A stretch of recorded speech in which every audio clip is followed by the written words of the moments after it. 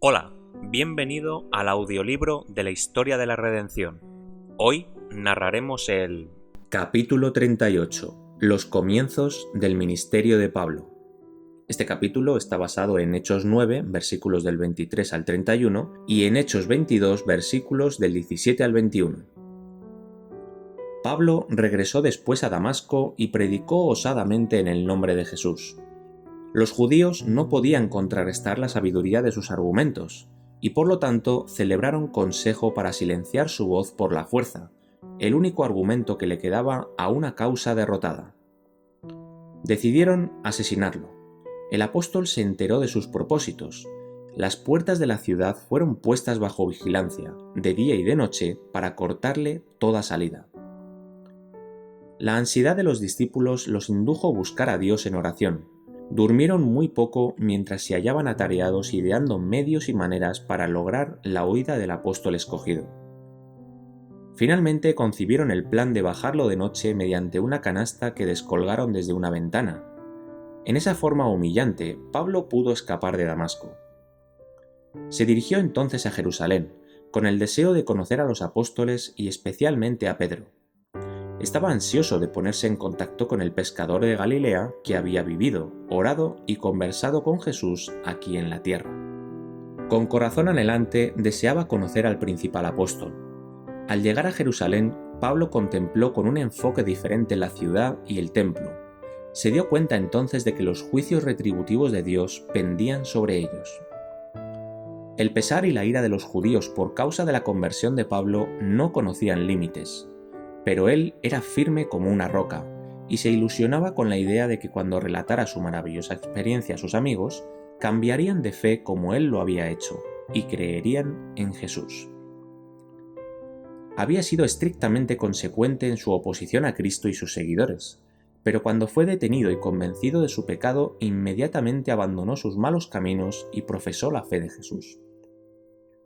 Creía plenamente entonces que cuando sus amigos y ex asociados escucharan las circunstancias de su maravillosa conversión y vieran la transformación que se había producido en el orgulloso fariseo que perseguía y entregaba a la muerte a los que creían que Jesús era el Hijo de Dios, ellos también se convencerían de su error y se unirían a las filas de los creyentes. Trató de reunirse con sus hermanos, los discípulos, pero grande fue su pesar y su desilusión cuando descubrió que no estaban dispuestos a recibirlo como uno de ellos.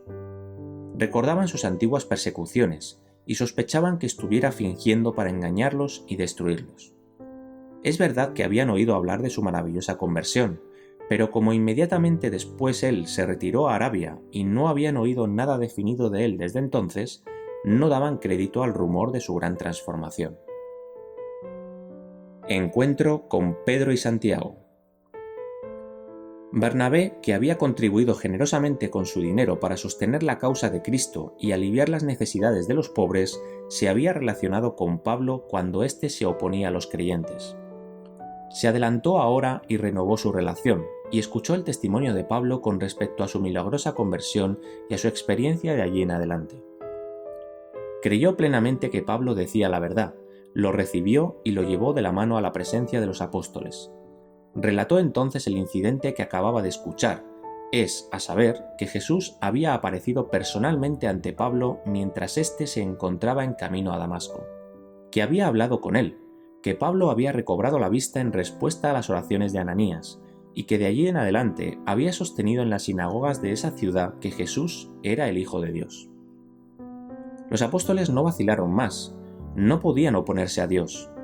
Pedro y Santiago, que en ese momento eran los únicos apóstoles que quedaban en Jerusalén, le tendieron la diestra de la comunión al que había sido fiero perseguidor de su fe, y fue tan amado y respetado como antes había sido temido y evitado. Entonces se reunieron los dos grandes personajes de la nueva fe. Pedro, uno de los compañeros elegidos de Cristo mientras estuvo en la tierra, y Pablo, el fariseo, que después de la ascensión de Jesús se encontró cara a cara y habló con él, y también lo vio en visión y se enteró de la naturaleza de su obra en el cielo. La primera entrevista fue de mucha importancia para ambos apóstoles, pero fue de corta duración, porque Pablo estaba ansioso de dedicarse a los negocios de su maestro. Pronto la voz que había disputado tan vigorosamente con Esteban se escuchó en la misma sinagoga mientras proclamaba osadamente que Jesús era el Hijo de Dios, abogando de ese modo por la misma causa que Esteban había muerto por vindicar. Relató su propia maravillosa experiencia, y con el corazón lleno de ansiedad por sus hermanos y exasociados, presentó las evidencias de las profecías, tal como lo había hecho Esteban, de que Jesús, el que había sido crucificado, era el Hijo de Dios. Pero Pablo no había entendido bien el espíritu que animaba a sus hermanos judíos. La misma furia que se desató sobre Esteban se manifestó hacia él también. Vio que tenía que separarse de sus hermanos, y el pesar inundó su corazón. Habría dado con gusto la vida si por ese medio le hubiera sido posible traerlos al conocimiento de la verdad. Los judíos comenzaron a trazar planes para asesinarlo, y los discípulos lo instaron a salir de Jerusalén. Pero él se demoró porque no quería irse, y estaba ansioso por trabajar un poco más en favor de sus hermanos judíos. Había tomado una parte tan activa en el martirio de Esteban que sentía el profundo anhelo de borrar esa mancha mediante su valiente defensa de la verdad que le había costado la vida al diácono. Le parecía cobardía huir de Jerusalén. La huida de Jerusalén. Mientras Pablo, desafiando todas las consecuencias de tal acto, oraba fervorosamente a Dios en el templo, se le apareció el Salvador en visión para decirle: «Date prisa y sal prontamente de Jerusalén, porque no recibirán tu testimonio acerca de mí». Aun entonces vaciló Pablo, pues no quería dejar Jerusalén sin convencer a los obstinados judíos de la verdad de su fe. Creía que aunque sacrificara su vida por causa de la verdad, ni siquiera eso podía cancelar la terrible cuenta que había abierto contra sí mismo por la muerte de Esteban.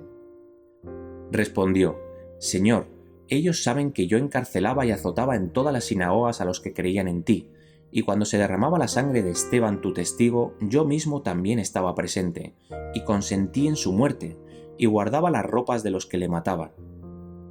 Pero la respuesta que recibió fue más definida que la declaración anterior: «Ve, porque yo te enviaré lejos a los gentiles».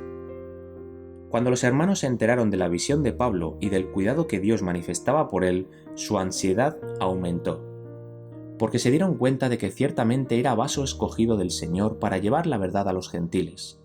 Aceleraron sus planes de huir de Jerusalén por temor a que fuera asesinado por los judíos. La partida de Pablo suspendió por un tiempo la violenta oposición de estos, y la Iglesia gozó de un periodo de descanso, en el cual muchos se añadieron al número de los creyentes.